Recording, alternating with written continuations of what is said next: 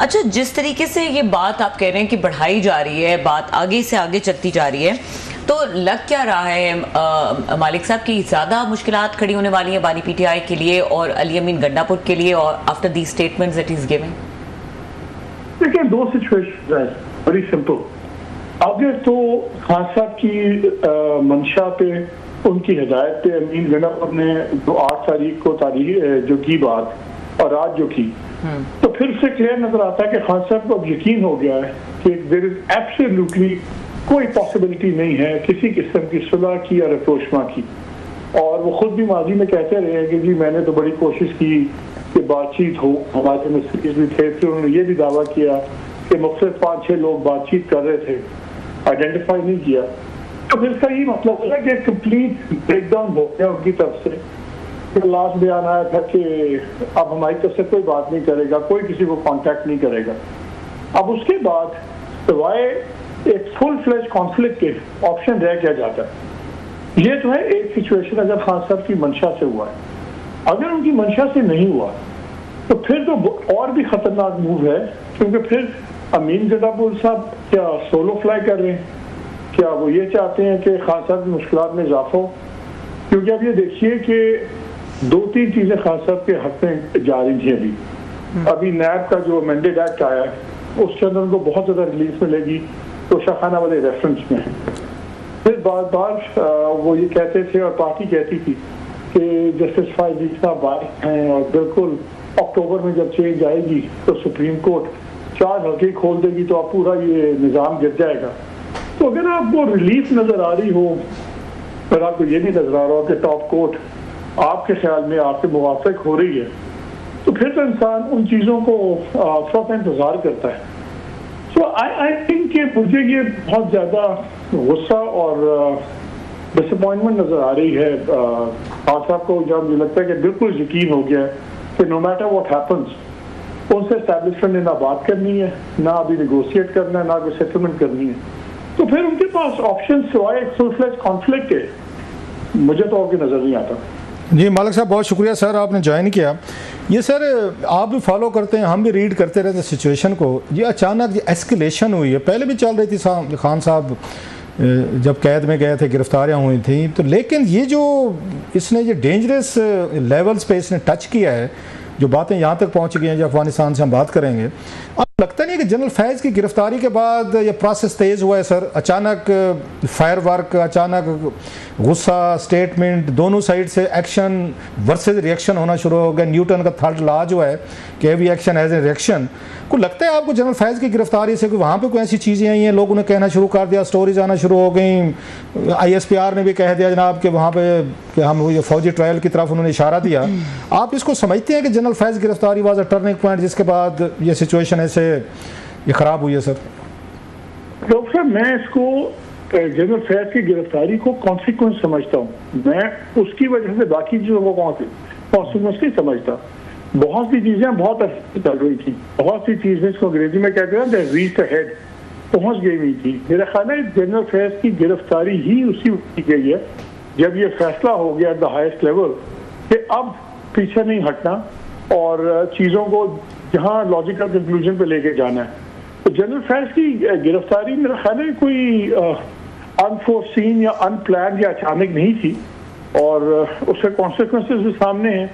तो I think ये एक लिंक था, एक सिलसिला, और ये उसके अंदर एक अब ये कह सकते हैं कि उसके बाद हालात और तेजी से बिगड़ रहे हैं। लेकिन आई डोंट थिंक इसने शुरू किया है। आई थिंक वो एक नेचुरल एक पॉइंट था जिसने एक पॉइंट पे आना था। उसके बाद तो चीज़ें पब्लिक होना शुरू हुई है ना। हमें जनरल फैज़ के बारे में DGISPR भी आए, उन्होंने प्रेस कॉन्फ्रेंस की, और चीज़ें सामने आई, लेकिन उससे पहले तो सारा सिलसिला बहुत महीनों से चल रहा था।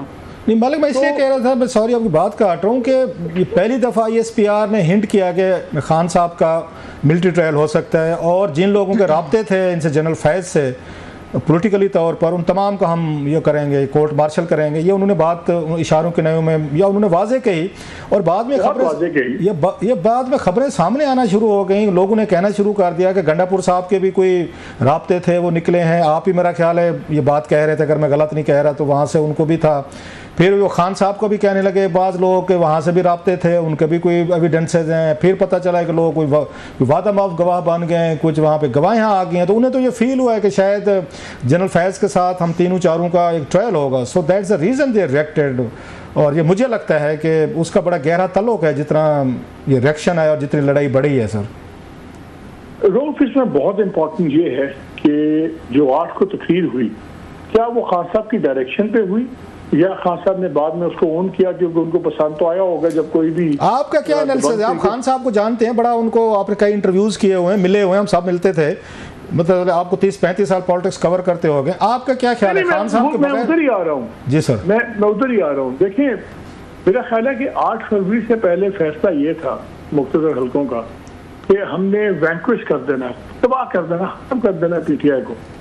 जब 8 फरवरी का इलेक्शन आया और जिस तरह वोटिंग हुई, तो ये तो सबको समझ आ गई कि भाई आप वैंक्विश नहीं कर सकते पार्टी को। फिर आई थिंक प्लान बी शुरू हुआ कि जिसमें आप कहते हैं अच्छा हम वैंक्विश नहीं कर सकते तो पार्टी को कंट्रोल करें। अगर पार्टी कंट्रोल आप करना चाहेंगे तो आप कैसे कंट्रोल करेंगे?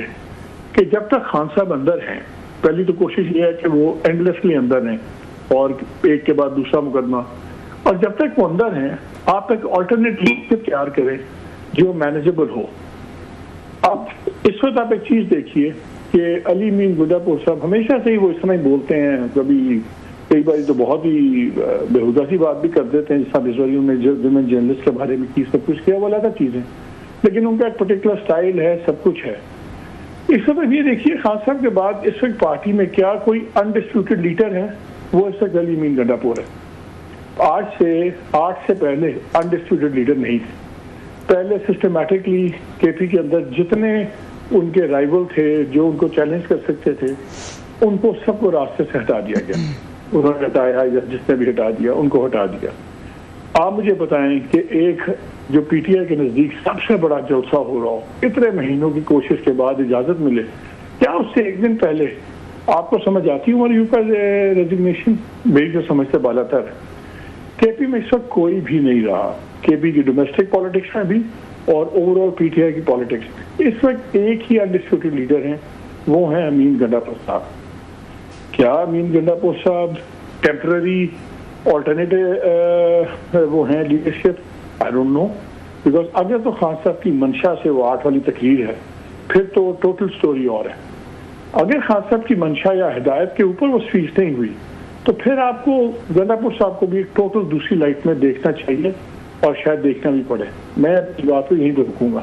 नहीं, खान साहब ने तो अगले दिन जब उनसे पूछा गया तो उन्होंने तो बड़ा सख्त बयान जारी किया, आपने भी यकीनन सुना होगा। उन्होंने कहा जनाब गुड्डापुर साहब ने बिल्कुल ठीक बातें की हैं और जो लोग वजाहतें कर रहे हैं, माफिया मांग रहे हैं, उनको शर्म आनी चाहिए, वो बुज़दिल हैं, वो पार्टी में मत रहें। He was referring to Umar Ayub और बैरिस्टर गौहर। तो खान साहब ने तो इतना बड़ा तो उन्होंने बैरिस्टर गौहर और उमर अय्यूब को उन्होंने वो कर दिया है और रगड़ के रख दिया है। उमर अय्यूब तो जस्टिस से एक दिन पहले फादे किए नहीं, उन्होंने अगले दिन उन्होंने माफी मांगी ना जाके, जी यूं नहीं हुआ, ऐसे नहीं हुआ, मतलब ये नहीं था, माफ कर दे। मैं कुछ और बात कह रहा हूँ, मैं समझिए। उमर अय्यूब क्या कोई पार्टी का सेक्रेटरी जनरल इतने बड़े इवेंट से एक दिन पहले रिजाइन करता है? नोबडी हैज आस्क्ड हिम कि यार तुमने इतने क्रिटिकल पॉइंट पे क्यों रिजाइन किया?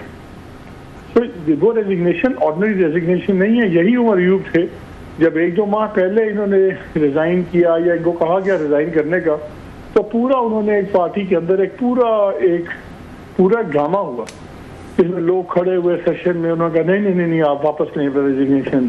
फिर एक डेलीगेशन खान साहब के पास, फिर खान साहब ने कहा कि नहीं उसको रेजिग्नेशन वापस ले, और फिर महीने 1.5 के बाद आप दोबारा फारिग हो जाते।